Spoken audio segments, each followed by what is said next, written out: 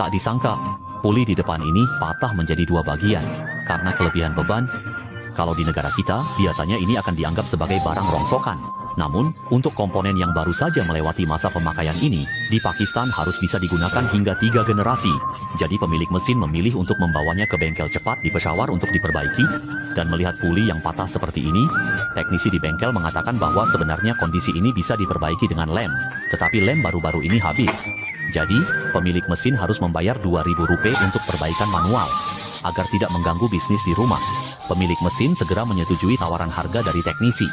Untuk memperbaiki puli yang patah menjadi dua bagian ini, pertama-tama perlu menggunakan gerinda sudut untuk menghaluskan permukaan patah dengan teliti, agar bisa membuat bevel yang memudahkan proses pengelasan selanjutnya, setelah kedua sisi permukaan patah dihaluskan. Setelah itu, perlu untuk merakit kembali puli dan memeriksa apakah permukaan sambungannya benar-benar rata.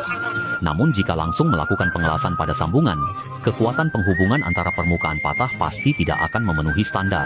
Jadi, teknisi akan melakukan pengukuran yang tepat antara pelampung dan slot tipe B, lalu segera dipasang di mesin bubut, dan dilakukan pengeboran di titik tanda pada permukaan patah menggunakan mata bor. Proses ini memerlukan pengendalian kedalaman pengeboran, agar tidak menembus puli, dan bagian lainnya yang patah juga perlu dilakukan operasi yang sama. Tujuan pengeboran di kedua permukaan patah adalah agar bisa menghubungkannya dengan batang baja.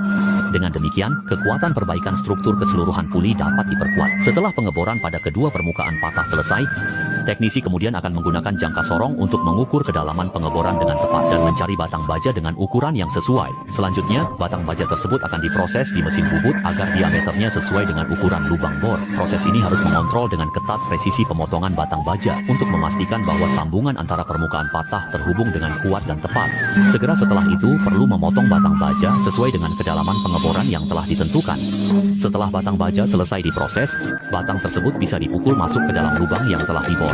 Kemudian kedua bagian puli disambungkan agar bisa dengan mudah menyatu dengan batang baja dan membentuk satu kesatuan. Setelah itu, dilakukan pengukuran yang teliti pada diameter luar puli dan menguji tingkat keselarasan pada sambungannya.